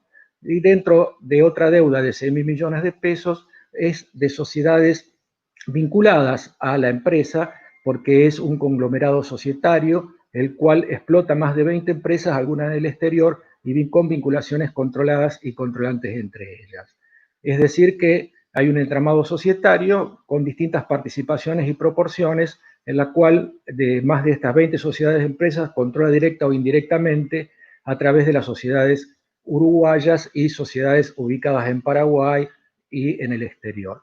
Bueno, a partir de esta situación, de esta actividad que desarrolla la industria, es la actividad cerealera, es la explotación de una planta procesadora de lecitina, desarrolla en su propia terminal portuaria en San Lorenzo la producción de biodiesel, de bioetanol, la refinación de glicerina y la producción de alimentos con distintas empresas controladas. De allí que se habla del impacto económico que tiene este importante conglomerado económico de nuestra provincia, en el cual en la presentación en concurso preventivo sí estableció una deuda de casi 100.000 millones de pesos, y en ese marco es que se dispone la intervención de la sociedad. Es decir, existiendo un concurso preventivo, existiendo un juez provincial entendiendo, existiendo un concurso de acreedores en el cual hay un síndico, un comité de acreedores, y el juez debe velar por la debida conclusión y el debido protección de los acreedores y también de todos los intereses públicos y generales que existen a partir de la magnitud de la empresa, interviene por decreto de necesidad y urgencia y separa a los administradores de la sociedad. Y hace mención en el mismo decreto a la posibilidad de llevar adelante una expropiación declarando como fines de utilidad pública a la empresa Vicentín. Bueno, en este marco se habla se busca fundamentar el mismo en la institución de la ocupación temporánea normal, que está previsto en los artículos 57, 59 y 60 de la Ley 21.499, que habla que cuando la urgencia de la expropiación tenga un carácter de necesidad de tal manera imperiosa que sea imposible ninguna forma de procedimiento, la autoridad pública puede disponer inmediatamente de la propiedad privada bajo su responsabilidad. De allí que digamos, cuando se dispone por 60 días la intervención de los funcionarios que representan a la sociedad y del presidente del directorio, se habla de los artículos 59, 59 y 60 de la ley 21.499, que es la ley de expropiación. Y también se fundamenta, como ya bien se dijo aquí, en asegurar la continuidad de la empresa, en la preservación de sus activos y de su patrimonio y la protección de los puestos de trabajo, ¿sí? En el marco de la emergencia inédita en el país y en vía, reconociendo la ley, digamos, haciéndose cargo de la ley reglamentaria, de enviar estos decretos de necesidad y urgencia a la Comisión Bicameral Permanente y a las cámaras del Congreso. Bueno, como bien, digamos, ya se dijo aquí, cuando se hablaba de la ocupación temporánea, se hablaba de que cuando la urgencia de la expropiación tenga un carácter de necesidad de tal magnitud imperiosa que sea imposible ninguna forma de procedimiento, la autoridad pública puede disponer inmediatamente de la propiedad privada bajo su responsabilidad. De allí que algunos constitucionalistas están de acuerdo, atentos a la magnitud del conflicto generado para asegurar la continuidad de la empresa, sus activos, el patrimonio, la protección de los puestos de trabajo en el peligro de emergencia y evitar efectos dañosos en el mercado agroexportador, en la situación de emergencia sanitaria, de soberanía alimentaria y evitar impactos de alta negatividad en la economía, como es la recomposición del ahorro nacional y la incorporación de valor agregado en el marco económico, y siendo una empresa que está directamente vinculada a la exportación, que tiene vinculación con la formación del precio en los mercados internos, es la sexta exportadora en un mercado altamente oligopolizado, ¿sí? Y en el cual tiene incidencia en la fijación de los precios. También, digamos, en el decreto que establece la intervención, se habla de, digamos, las investigaciones penales que están siendo llevadas adelante por parte de la justicia federal en el marco de la responsabilidad de los funcionarios del Banco Nación por el otorgamiento de crédito de 18.000 millones de pesos, los cuales no se habrían realizado conforme a las previsiones propias del otorgamiento de crédito utilizada en el marco de esta, digamos, en el marco de las propias disposiciones internas, por los cuales también, digamos, llama la atención que en los últimos 2 meses se estableció una suma de dinero realmente importante, y momentos antes de su presentación en concurso preventivo, cuando alegó el estado de cesación de pagos, esta empresa también enajenó uno de los activos más importantes en una tercera parte, lo cual también estaba vinculado a una empresa que era controlada y miembro del grupo. Bueno, en este marco, digamos,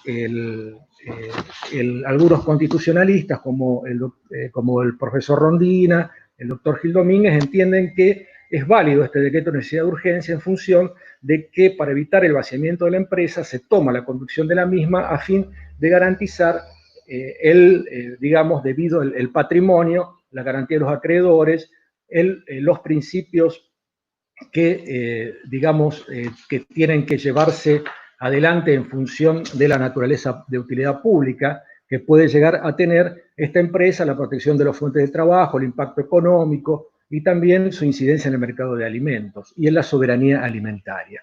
Bueno, en este marco, bueno, debemos remarcar que el artículo 17 de la Constitución Nacional establece que la propiedad es inviolable y ningún habitante de la nación puede ser privado si no es en sentencia fundada en ley, y la expropiación por causa de utilidad pública debe ser calificada por ley y previamente indemnizada.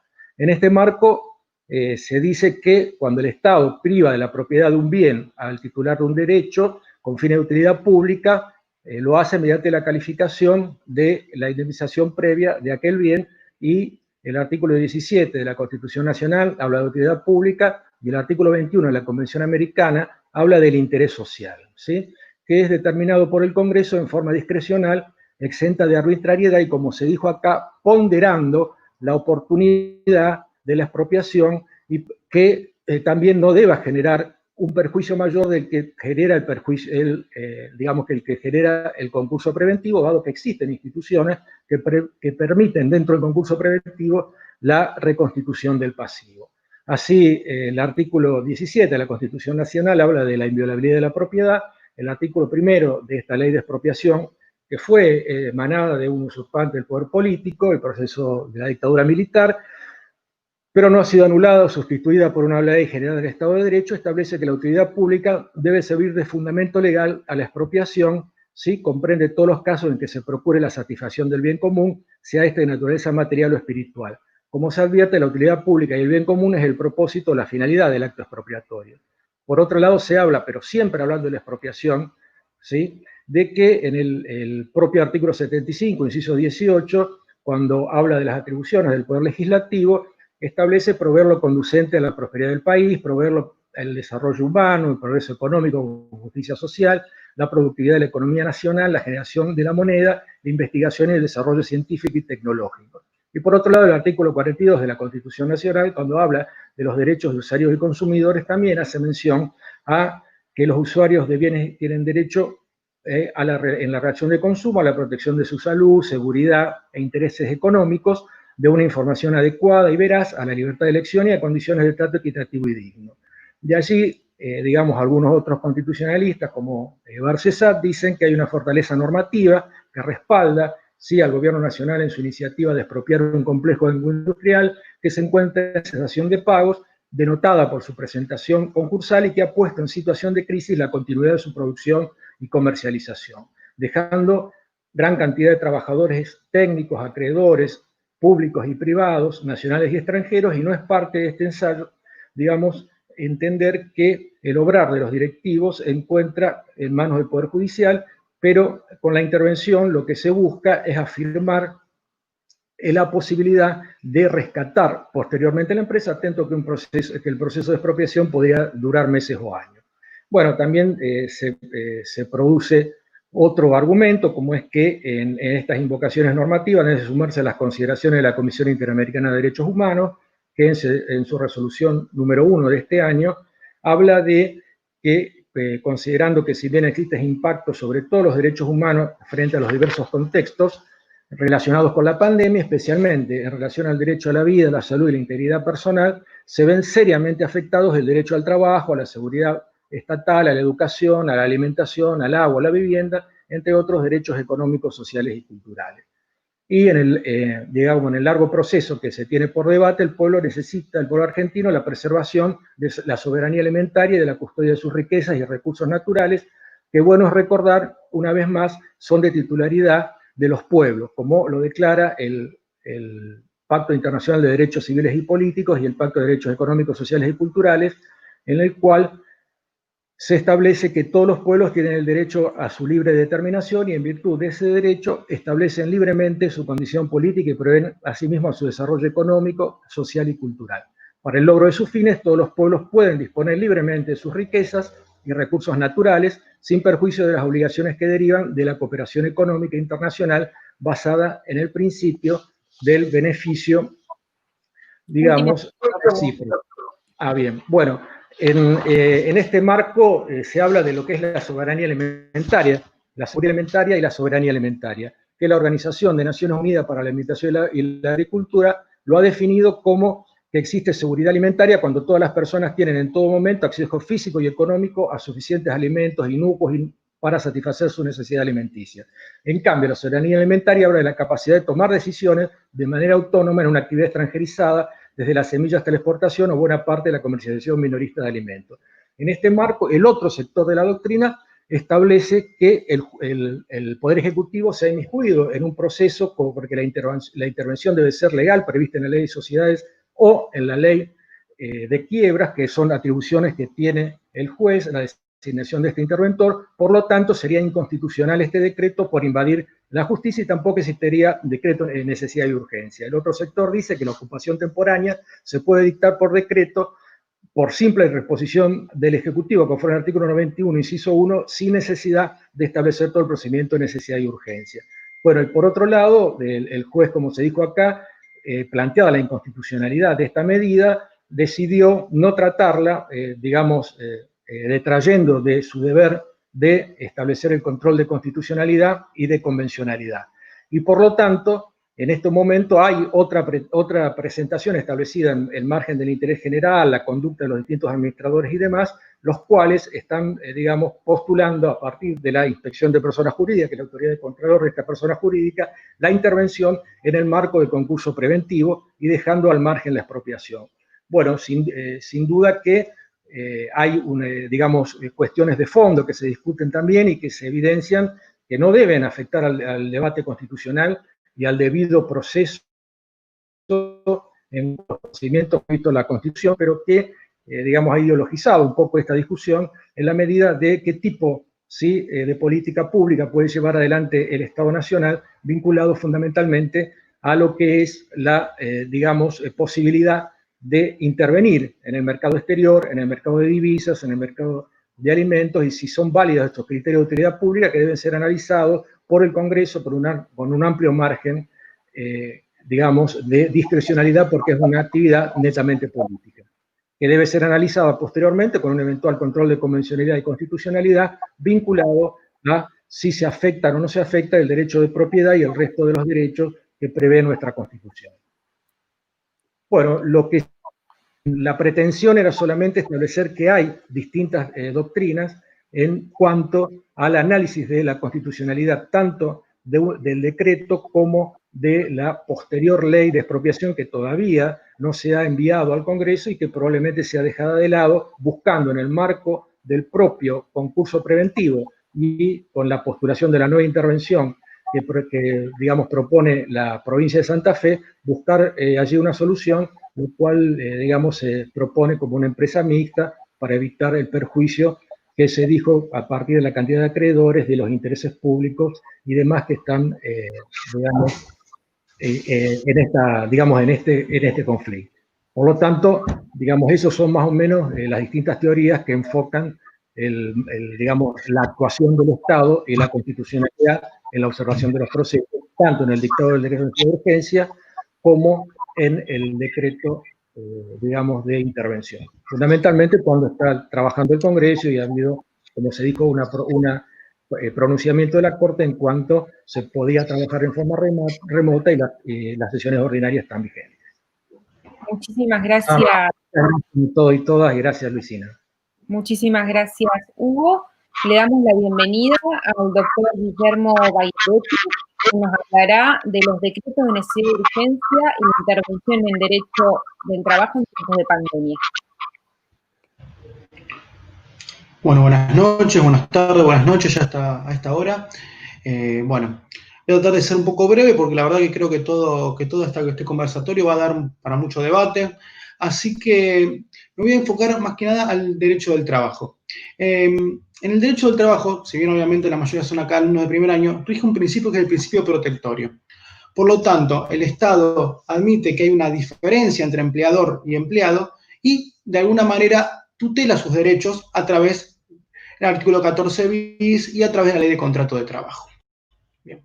Obviamente que es una decisión tener un principio protectorio del derecho laboral argentino. Otros países, por ejemplo, Estados Unidos, ni siquiera tienen una protección de un despido incausado. Una persona se despide, y cambia de trabajo. O sea, acá uno tiene derecho a una indemnización, obviamente, si es un despido sin causa. Así que, bueno, este principio protectorio es el que rige todas estas relaciones y yo voy a hacer una distinción, que es la prepandemia y la pospandemia. Porque, como ustedes sabrán, ya en diciembre de 2019, cuando todavía no se sabía del COVID, salvo creo que ya habían aparecido los primeros casos en China o estaba todo en pañales, se dicta una emergencia laboral a través de un DNU, el famoso DNU 34/19. Este DNU 34/19, acá no estamos hablando de emergencia sanitaria, había una emergencia laboral. Por lo tanto, en los considerandos la verdad que me parecen bastante flojos, los considerandos de por qué existe una emergencia laboral, había un pequeño aumento del desempleo, capaz que hasta podía ser hasta estacional. El Estado decide, el Poder Ejecutivo a través de un DNU decide establecer la doble indemnización por despido incausado. Con esto frenando cualquier posibilidad de despido que haya. Obviamente porque no va a ser económico para el empleador pagarle el doble de una indemnización. Siempre que sea por despido sin causa. Ahora bien,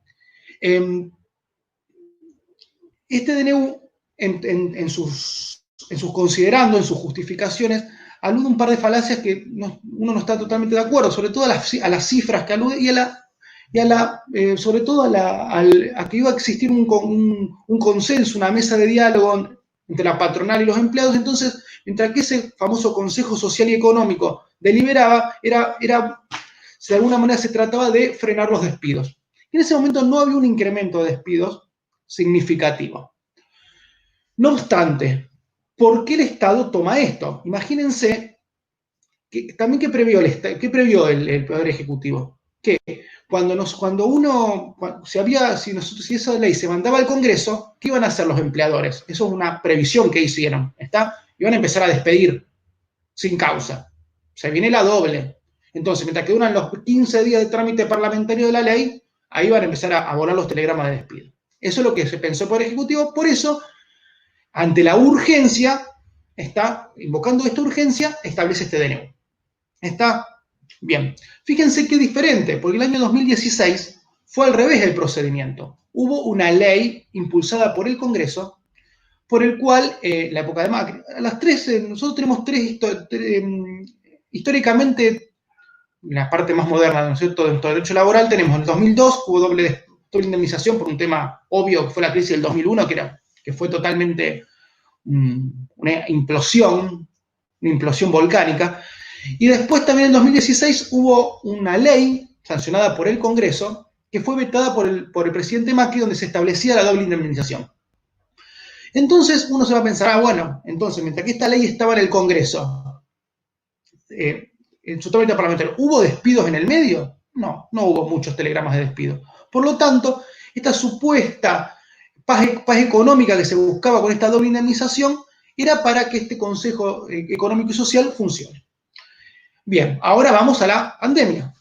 Obviamente que después de marzo empieza a resquebrajarse toda la estructura, ya que obviamente las empresas con el distanciamiento social obligatorio, el aislamiento social obligatorio y preventivo, la fase 1, la famosa fase 1, donde solamente se trabajaban los comercios de cercanía, no funcionaban las fábricas, había protocolos solamente para temas muy esenciales. Obviamente empezaron a tener muchísimos problemas económicos, sobre todo las pequeñas y medianas empresas, también las grandes empresas.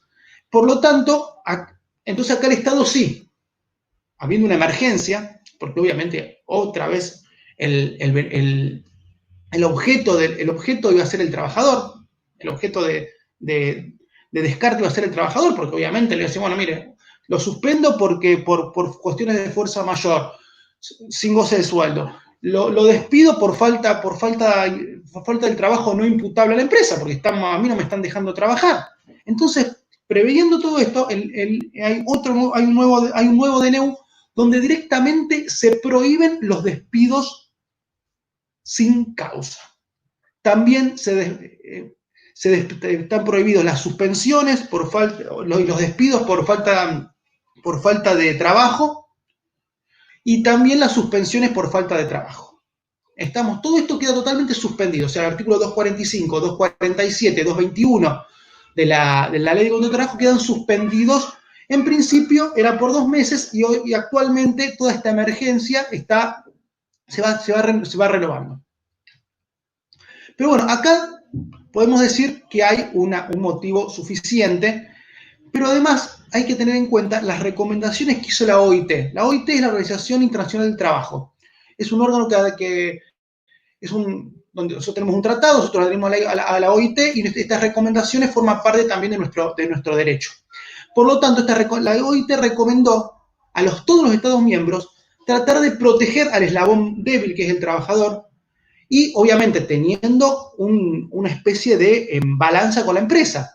Entonces, en este sentido, yo creo que fue, no sé a qué costo económico o macroeconómico después, por la emisión monetaria feroz que existe, de alguna manera se trató de paliar esto con la prohibición de despido y la asistencia económica a las empresas a través del 50%, el pago del 50% de los salarios de los empleados registrados. El problema que tiene el derecho laboral argentino es la informalidad, el trabajo en negro.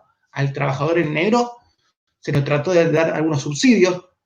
Yo no creo que sean planeros ni nada por el estilo, a veces son trabajadores informales que realmente trabajan en cuestiones de jardinería, amas de empleadas domésticas, toda esta playa de trabajadores informales que existen, que no hay que negarlo, no son planeros, de alguna manera empezaron a perder sus ingresos. Entonces el Estado trató de compensarlo con este famoso IFE. ¿Estamos? Bien. También se trató de compensar la pérdida de trabajo de los monotributistas y autónomos a través de un crédito, pero bueno, créditos a tasa cero, de alguna manera se trató de paliar esto. Por lo tanto, acá sí creo que tenemos una verdadera emergencia, no lo de la doble indemnización. No obstante, fíjense la paradoja que tiene este dictado de decretos, playa de decretos de necesidad y urgencia, que que está rigiendo al mismo tiempo que hay una doble indemnización y que no se puede despedir. Entonces, ¿para quién rige? Si no se puede despedir con causa, ¿para qué la doble indemnización? Se tendría que haber derogado la doble indemnización total si no se puede despedir. No obstante, el decreto de doble indemnización esta emergencia ha sido prorrogada hasta diciembre del 2020. Por lo tanto, convive en el mismo, por un lado, no se puede despedir, pero también hay doble indemnización. ¿A quién le correspondería? Y sería algún trabajador en negro con un despido indirecto, lo único que se me puede llegar a ocurrir a mí. No obstante, esta doble indemnización establece trabajadores de primera y trabajadores de segunda. Desde el punto de vista de la igualdad y el test de constitucionalidad es complicado. Lo ideal que hubiese sido que se hubiese mandado esta ley de doble indemnización al Congreso. ¿Qué se temió? Que haya despidos masivos. En el 2016 no pasó eso. Pero bueno, son cuestiones. Me gustaría también, más allá de esta intervención en el derecho del trabajo, agregar, me interesó mucho lo que dijo Benito del tema del test de proporcionalidad de Alexis y del test alemán. Ojalá la Corte cambie su famosa postura de oportunidad, mérito y conveniencia. Por lo tanto, nunca la Corte esta división de poderes tan tajantes que existe, en donde la Corte no se puede pronunciar si la medida que se tomó es correcta o se podría haber habido otra. ¿Por qué? Porque es el Poder Ejecutivo el que tiene esa oportunidad, mérito y conveniencia. Ojalá el Poder Judicial y la Corte se inmiscuyan un poco más sin trastocar la división de poderes clásica. Y bueno, y el tema de Vicentín también me interesaría acotar. La resolución de Lorenzini es, desde el punto, trata obviamente de esquivarle, de tener una cintura para esquivarle el tema de la constitución inconstitucional, porque esto era un Boca River, y lo soluciona un tema concursal. Lo toma un tema concursal y lo soluciona de alguna manera. Con el principio de Iura Novit Curia, medidas autosatisfactivas.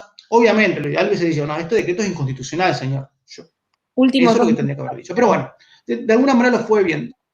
Lo fue trastocando.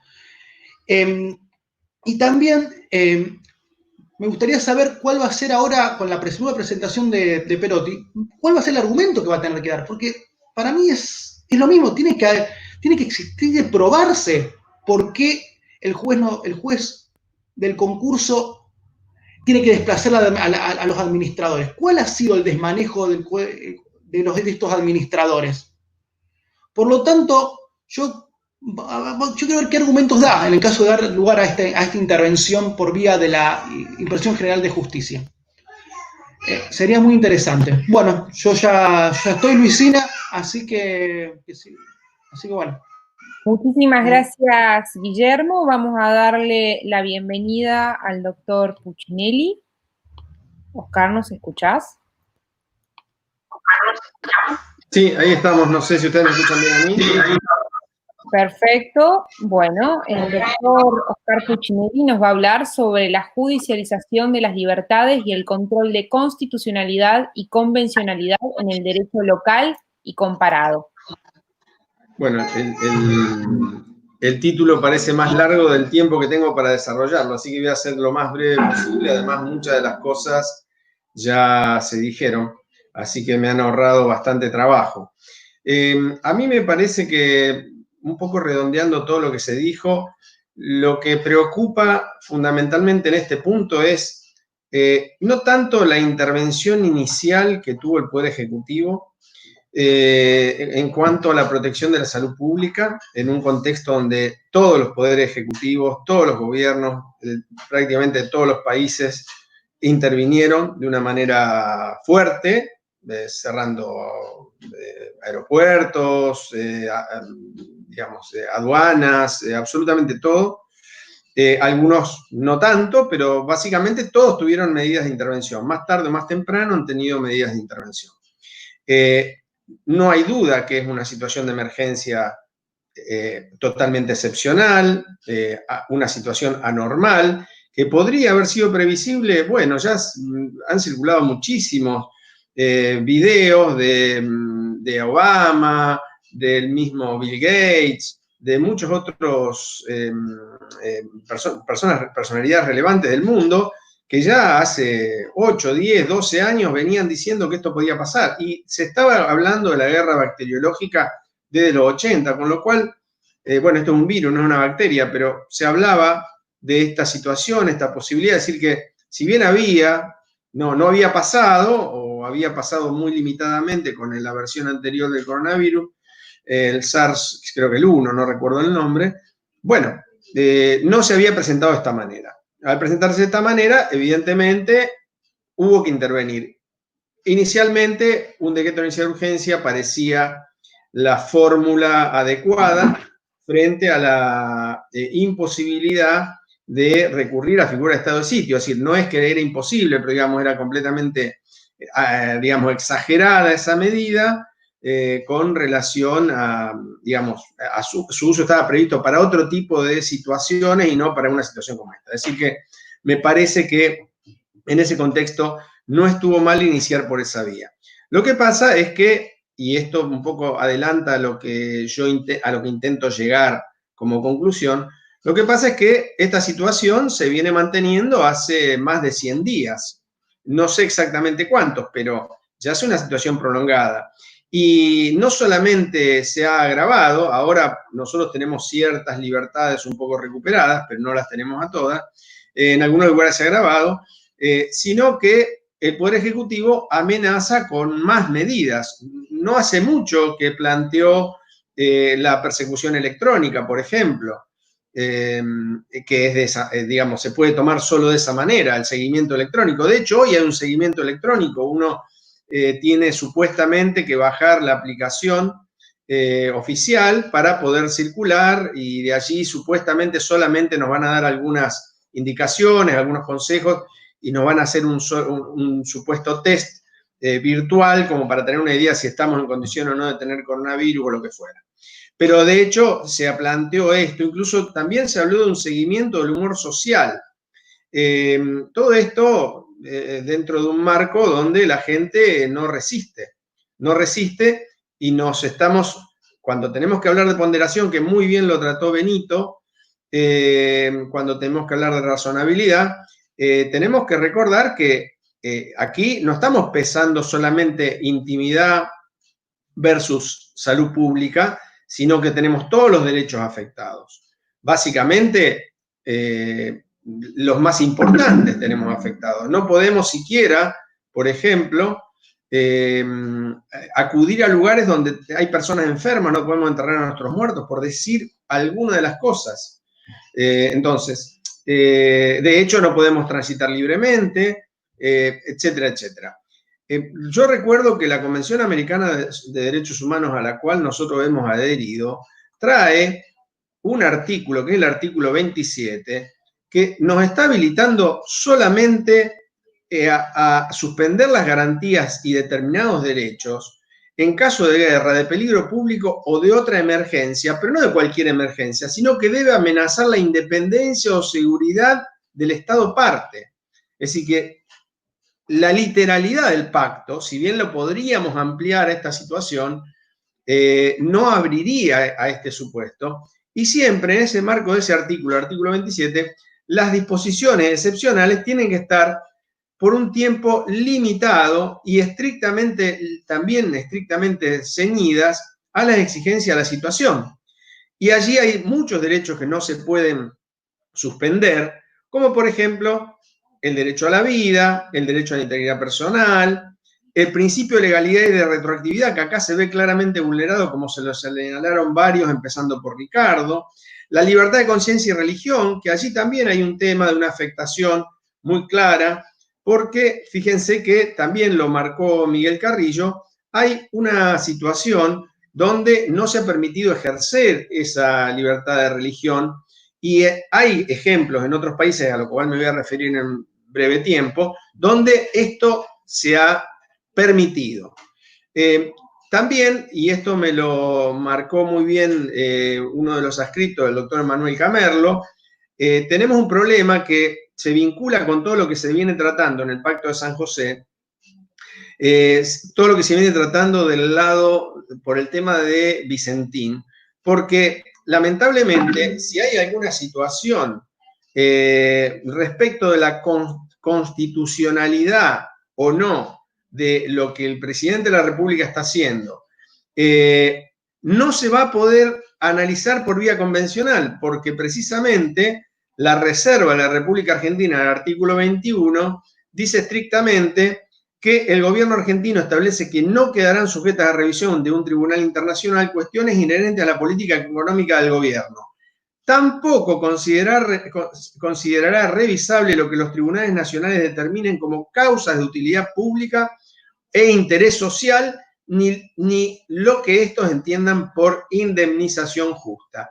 Es decir, que ahí tenemos un par de problemas a nivel del pacto, porque por un lado no estaría autorizado esto que se está haciendo desde la literalidad, y por otro lado no podríamos recurrir al ámbito internacional por esta cuestión de Vicentín. Sí, por supuesto, hubo algunos planteos, y esto es uno de los puntos centrales que yo estoy planteando, ante la Comisión Interamericana, respecto de los argentinos repatriables o que deberían ser repatriados, aquellos que están privados del derecho de volver a su país. Esto está totalmente prohibido por el Pacto de San José, porque el Pacto de San José precisamente prevé que no se puede privar a un nacional de ingresar a su propio país. Es decir, que esto también está contra la Convención. Y en este punto, el doctor Marcelo Trucco, que es profesor de nuestra facultad y de otras facultades, planteó precisamente respecto a unas personas que estaban varadas, creo que en la India, hizo un planteo ante la Comisión Interamericana y eso se le dio participación. ¿Cuál es el problema? Se le corrió traslado al Estado argentino. El problema es, por allí, fundamentalmente, la lentitud del proceso internacional que no llega a tiempo. Y en este punto, a mí me gustaría decir un par de cosas para no ir más adelante, en todo caso dejarlo para la discusión en las preguntas, que sé que hay varias. Me gustaría remarcar dos cuestiones. En el ámbito nacional, prácticamente el Poder Judicial no pudo hacer nada con las medidas adoptadas por el gobierno. Sinceramente, hemos visto un avance muy fuerte. Bueno, hay una resistencia en el caso de Vicentín, que me parece que está dentro de lo legal. El juez se ha sujetado a la ley de quiebras. Bueno, hay una discusión allí si podía o no declarar la inconstitucionalidad o no, esto ya lo han tratado. Pero hay un punto que a mí me parece muy importante que tenemos que destacar, que no es nuestro sistema, si bien es un sistema de control de constitucionalidad difuso, que permite que todos los jueces controlen la constitucionalidad y la convencionalidad, lamentablemente no tenemos la suerte de contar con mecanismos para que en tiempo real haya una doctrina obligatoria emanada de la Corte Suprema. Tenemos un per saltum, ese per saltum requiere de una decisión de baja instancia, ya sea sentencia o medida cautelar, pero tiene que tratarse necesariamente de un caso de competencia federal. Es decir que, de acuerdo a la ley, no podría intervenir en un per saltum, no se podría intervenir en un per saltum en una cuestión que fuera de naturaleza provincial. Hemos visto, por ejemplo, que en el ámbito federal incluso, en la Cámara de Tucumán y la Justicia de Primera Instancia de Tucumán, con este asunto de los repatriados, ha tomado decisiones que los han dejado prácticamente sin tutela, porque en primera instancia resolvieron declarar inadmisible el amparo. Esto, ¿qué consecuencia trajo? Que se apeló a la Cámara declaró inadmisible el amparo, y aun cuando la Corte Suprema se hubiera abocado a ese tema, por vía del recurso extraordinario, por supuesto, mucho tiempo después, lo que hubiera ocurrido es que hubiera declarado solamente que el amparo es admisible, pero el Estado no se lo escuchó, con lo cual volvería a primera instancia para tramitarse el amparo. Mientras tanto, los argentinos varados al exterior no podían regresar. Es decir, no hubo una intervención útil por parte del Poder Judicial. No tenemos ningún caso resuelto de coronavirus por parte de nuestra Corte Suprema. Sí. Perdón, Sí, ya terminó. No tenemos ningún caso resuelto por nuestra Corte Suprema respecto del coronavirus. Nada relacionado con la libertad de expresión, la libertad de tránsito, la libertad de conciencia, absolutamente nada. Lo único que tuvimos resuelto fue un tema de interés institucional del Senado o de la presidenta del Senado, que de alguna manera le contestaron igual, aunque le dijeron que no podía, le contestaron igual. Pero es lo único que tenemos. Si nosotros miramos otros países con un sistema diferente, yo lo he comentado en varias oportunidades, el caso de Alemania, ustedes los invito a entrar a la página del Tribunal Constitucional Alemán, y el Tribunal Constitucional Alemán ha resuelto, desde que inició la pandemia hasta ahora, no menos de 15 a 20 casos relacionados con cuestiones puntuales y en tiempo real. Es decir, y esto, ojo, pasando rápidamente como debe ser, y ahí el Poder Judicial alemán dio respuesta, rápidamente como debe ser, por primera y por segunda y hasta por tercera instancia antes de llevar al Tribunal Constitucional. Se resolvió temas, por ejemplo, de concurrir o no a misa y a festividades del Ramadán durante lo que es nuestra Pascua.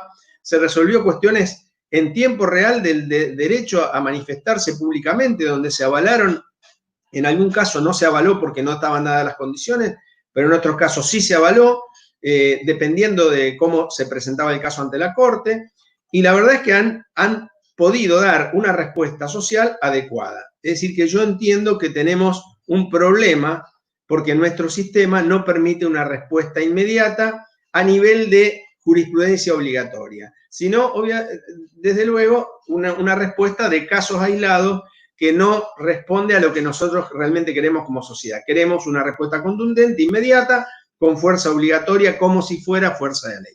Y termino con esto. Una cuestión que es muy importante a tener en cuenta cuando nosotros estamos analizando hoy temas de restricción de libertades y derechos, son los criterios que sentó la Corte Suprema desde hace mucho con relación al estado de sitio y a las detenciones por parte del Poder Ejecutivo. Si ustedes se fijan en eso, la Corte ha dicho reiteradamente que a medida que pasa el tiempo es mayor el control judicial sobre esas detenciones. Si nosotros aplicamos, es decir, al principio al Poder Ejecutivo se le pide muy poco que explique, pero en la medida que va avanzando, esas detenciones se vuelven inconstitucionales si no hay una orden de un juez competente. Por lo tanto, a mi modo de ver, hoy por hoy es muy importante que los jueces ejerzan ese control de constitucionalidad, porque, como dijo Ricardo, el Congreso está en pleno funcionamiento y el principio de legalidad debe primar sobre cualquier otra interpretación de la facultad del Ejecutivo. Máxime cuando, como hemos dicho y hemos visto, ya hace 100 días hemos aprendido a cuidarnos y en este momento la responsabilidad individual tiene, a mi modo de ver, mayor peso, debe tener mayor peso en las decisiones. La consideración de la libertad individual y de la responsabilidad individual debe tener mayor peso a la hora de las decisiones que como lo que ocurría en un primer momento, que además incluso muchas cosas no se sabían sobre esta pandemia. Termino con esto, muchas gracias por escucharme y creo que ya con esto pasaríamos a las preguntas. Muchísimas gracias, Oscar. Ricardo, ¿tienes la palabra? Bueno, llevamos casi 2 horas. Hemos tenido la posibilidad de conversar todos y cada uno de los profesores que integran la cátedra. Me siento muy orgulloso, sinceramente, por este panorama de diversidad, este panorama de opiniones, estas distintas que hemos abordado. Como podrán ver, los estudiantes que están escuchando estas exposiciones en un marco de pandemia, en un marco de aislamiento, con nuevas tecnologías, el conjunto de docentes que integramos la Cátedra A hemos estado conversando, hemos expuesto distintas opiniones, matices, algunas posiciones encontradas, otras adhiriendo a distintos criterios, argumentando fundamentalmente en la doctrina, a veces Alexis, a veces Rawls, a veces en autores tan cercanos como puede ser Rondina, que citaba Gustavo, Domingo Gil, la posibilidad de consultar lo que es la legislación alemana, en fin, Alexis y sobre todo Rawls. Hemos tenido, creo, un interesante y una maravillosa. Confío que la podamos repetir en un futuro. Esto es experiencia. Probablemente en la próxima reunión que hagamos, tomando en cuenta estos temas, procuremos hacerlo de a 3 o de a 4 o de a 2, de tal manera de permitir la posibilidad que se pueda plantear después un intercambio de opiniones entre alumnos, profesores, inquietudes, etc. Hemos expuesto 8 de nosotros, hemos estado por espacio de 2 horas. Creo que ha sido sinceramente una excelente experiencia en la que todos, absolutamente todos, nos hemos enriquecido. Así que para terminar, les agradezco la presencia de los señores profesores, la presencia de los alumnos. Gracias, Luisina, por haber coordinado esto y confiemos estar próximamente de nuevo en algunas otras preguntas sobre estos temas que nos está convocando. Gracias a todos.